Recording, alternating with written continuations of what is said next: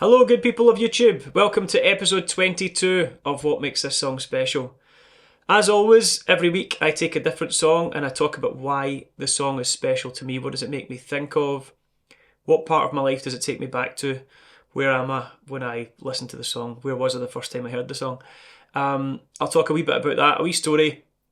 I'll then talk a little bit about the singer's vocal technique from a sort of vocal coach point of view. And then I'll follow up with the part two, where I'll do my own cover version of today's song. So this one, the story starts round about 1998, 1999. I think I was in 6th year at high school. And I was playing in a band with my friend Scott Hanvey, who I've mentioned, I think once or twice before on other episodes.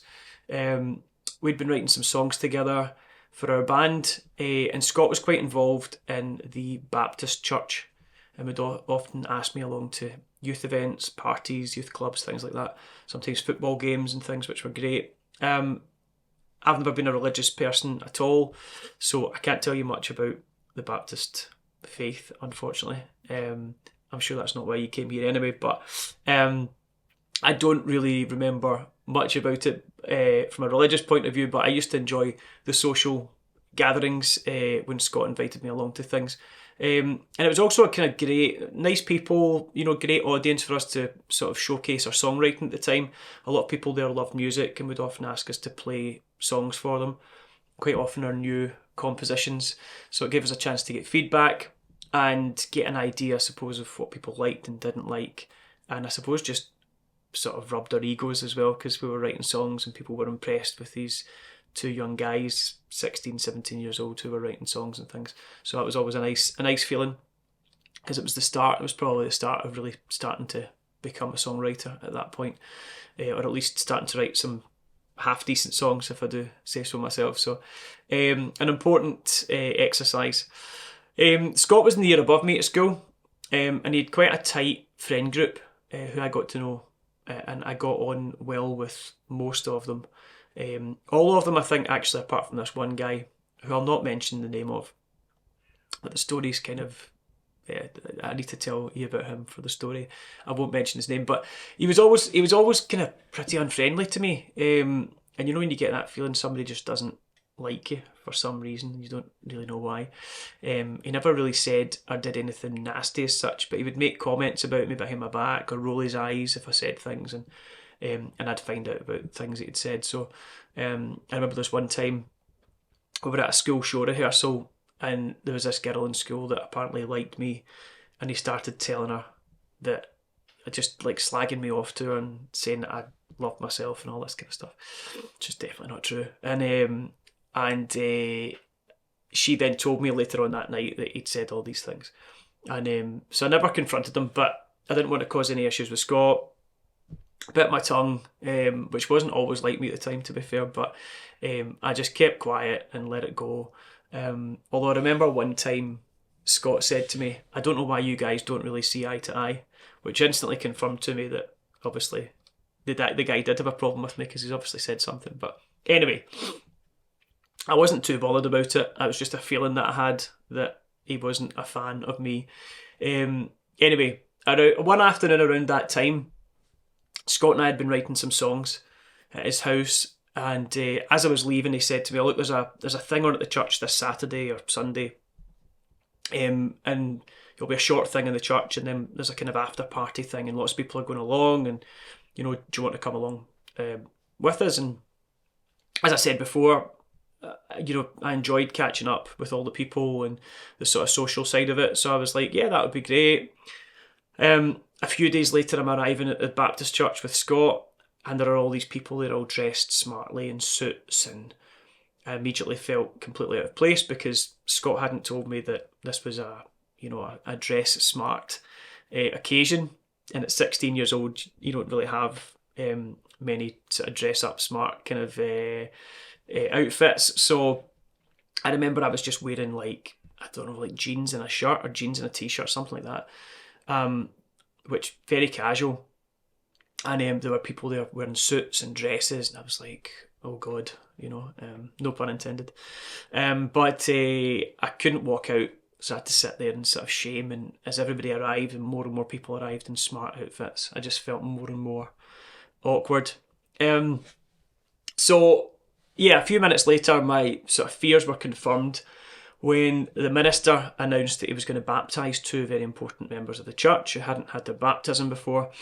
And then I was even more shocked when it turned out that it was Scott's pal, the guy who didn't like me, who was getting baptised. Now, I knew nothing about religion, but I was under the impression that folk got baptised or christened when they were babies. And this guy was about 17, 18.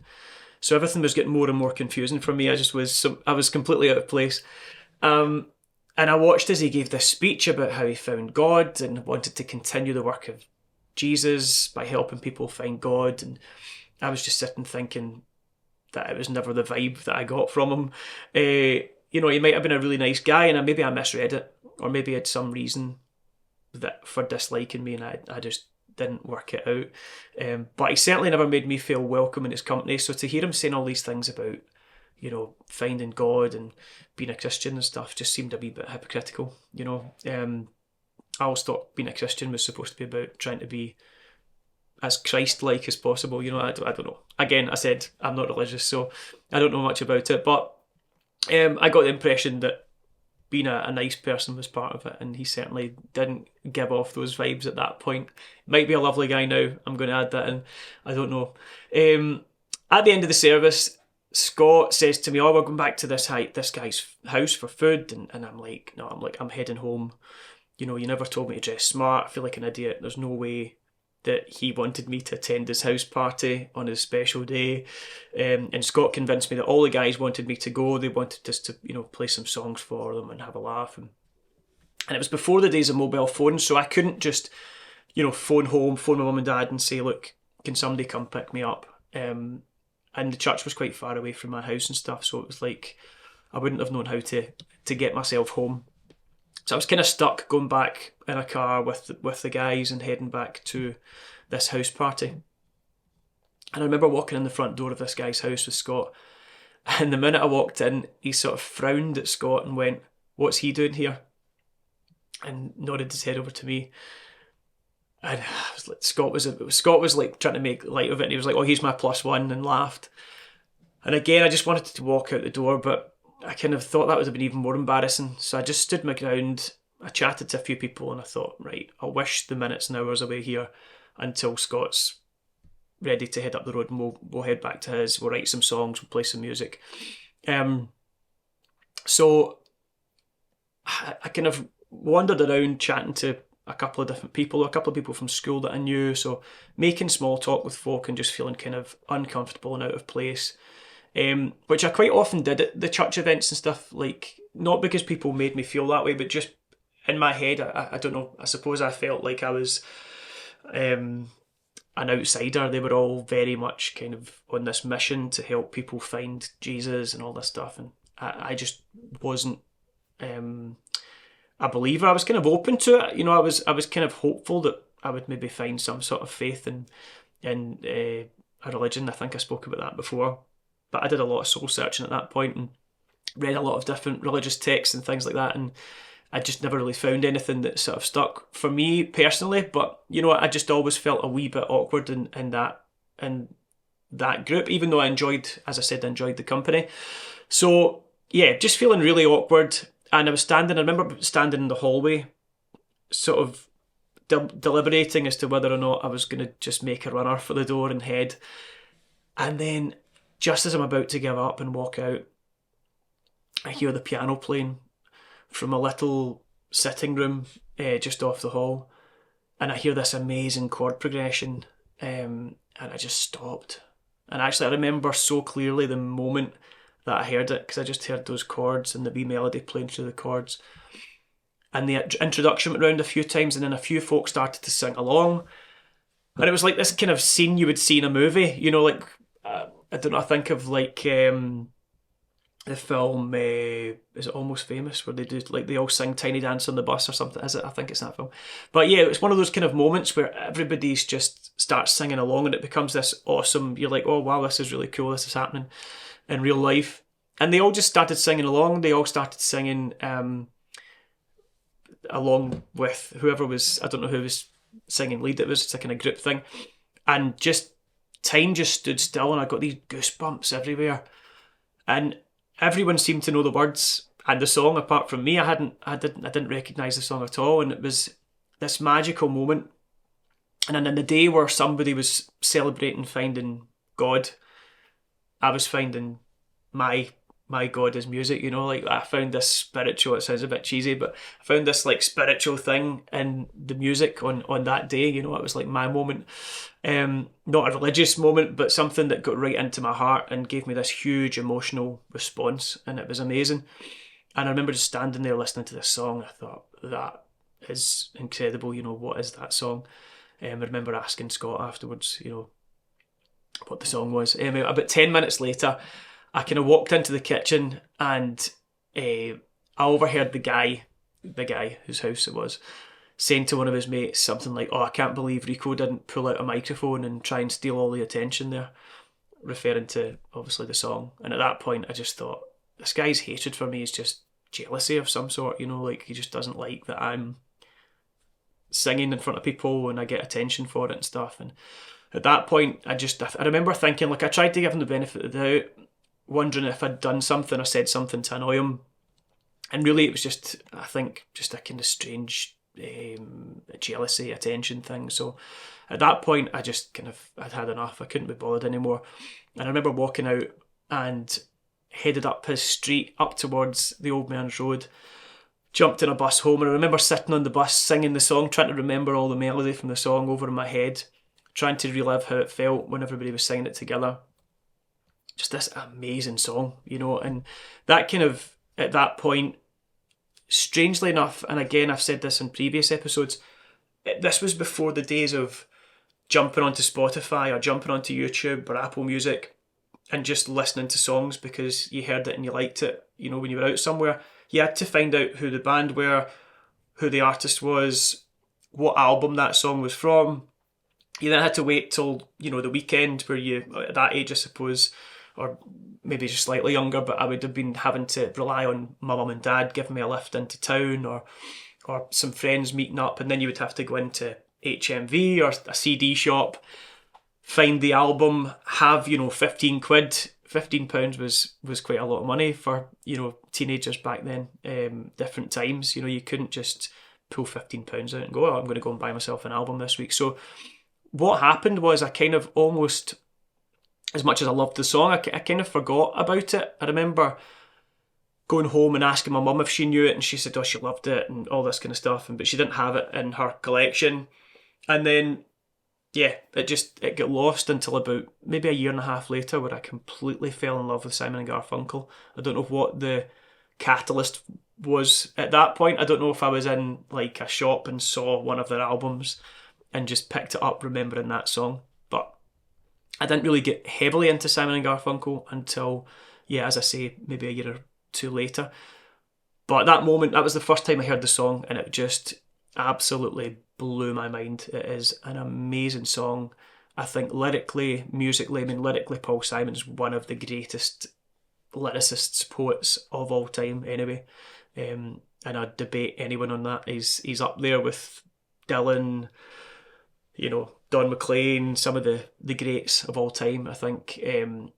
But yeah, just amazing lyrics. A song that speaks to everybody. It's all about when you're down and out. I think I spoke about this last week, and with Everybody Hurts, I suppose maybe this was the Everybody Hurts for the previous generation. Everybody Hurts was obviously released in the 90s. Bridge Over Troubled Water would have been probably released in the 60s. I should have done my homework here. I think it was on the last album before they split up, so it might even have been 1970, but I think it's maybe late 60s. Anyway, point is, I think it's one of those epic songs that speaks to a generation. And, Paul Simon, I think actually he said that it came out of nowhere when he wrote it, and he immediately thought, this is the best song that I've ever written. I think later he said the most perfect song he ever wrote was Graceland, but at the point when he wrote Bridge Over Troubled Water, which, as I said, was at the end of the kind of legacy of Simon and Garfunkel before Paul Simon went solo, I think I think he thought he'd written his best song ever at that point, and I'm sure a lot of people would agree. I think there are so many of their songs that it's hard to know which one's my favourite, but this was the song that really introduced me to them, and it's just an amazing song. So I'll stop going on about how great it is. I'm sure you'll have a listen to my version or the original, or hopefully both. We'll talk a wee bit about Art Garfunkel's voice. His voice on this track is breathtaking. I think on a lot of songs you hear that lovely folk sound. He's got really kind of folky storyteller voice, which really suits obviously the lyrics of Paul Simon. Incredible tone, a really likeable sound to his voice. And on this song, it's probably his most powerful vocal. He's got this stunning mixed voice, Art Garfunkel, that has quite a lot of head voice, quite a lot of the cricothyroid ligament, vibration, which just gives it this really soft, it's just really soft, beautiful sound. He's got quite a bleaty sort of vibrato. It's quite a fast vibrato on some of the sustained notes. I think Art's done really well in the recent years to rehabilitate his voice. He had a lot of years of sort of serious vocal issues, which is a real shame. And as a singer, it's it's every singer's nightmare. Worst scenario, it's a horrible thought, and he really did struggle for many years. In my opinion, studying the way he sang, listening to his voice, I don't think he abused his voice like some of the kind of rock singers of the 80s, where you hear them belting these huge high notes all the time, pulling chest. And I don't think he did much of that. But what I do think he did, and in my opinion, this was his main issue, it's the breathiness. And it's a shame because it's a common issue with many of my students when they first come on board. Breathy singing can sound great as an effect. It can sound cool, beautiful, fragile, sexy. But when you use it too much, or you use it because it's just the only way that you can sing, which is my experience with a lot of singers, when they've been singing for a few years, they come on board, they're maybe writing songs and they're wanting some help with the vocals, and they come to me. Often the first thing I hear is just this disconnection where the chords aren't coming close enough together. So that's a problem. It's a real problem. It's when there's more aperture to closure ratio on the vocal cords as the air passes through, you get this really breathy sound, which, as I said, sounds lovely at times, but it can really dry out the chords. It pushes all the moisture off the chords, and it also pushes you into having to breathe more often when you sing. So you end up, a lot of the time you hear singers that are quite breathy, and they'll gasp for air in between notes because they're releasing all their air on a very short phrase, and then they're having to refill all the time. It's just that you run into a lot of problems. It's definitely something that causes a lot of dysfunction, and I do think it was a big part of Art Garfunkel's problem, which this is just my theory, from hearing his voice for years and then seeing the kind of vocal issues that he ran into. I think a lot of it, you can really dry out the chords singing like that. It can cause a sort of avalanche of problems. So it's frustratingly what made his voice so beautiful too, which is it's a shame. It's all about management. It's all about that kind of technique versus style, I suppose, and you've got to balance. You can't be all technique or all style, because you're going to run into problems either way with that. So anyway, I've talked too much about vocals. For anybody who's not a vocalist, they might be getting a bit bored by now. So apologies. If you want to know more about vocals, please get in touch. All my social media links and email address and everything will be in the links underneath the video. Stay tuned if you want to hear, or click here in a couple of seconds if you want to hear my version of Bridge Over Troubled Water. As I say, it's just an amazing song, and it always reminds me of that moment where I heard it in the house party that I definitely wasn't wanted at. And I thought I should have called this episode Bridge Over Troubled Christening. That would have been a good title, but I don't know if people might have just wondered what that meant and not clicked on it. So anyway, I hope you've enjoyed the story. I hope you enjoyed part 2. and I'll see you next week for another episode. Thanks so much.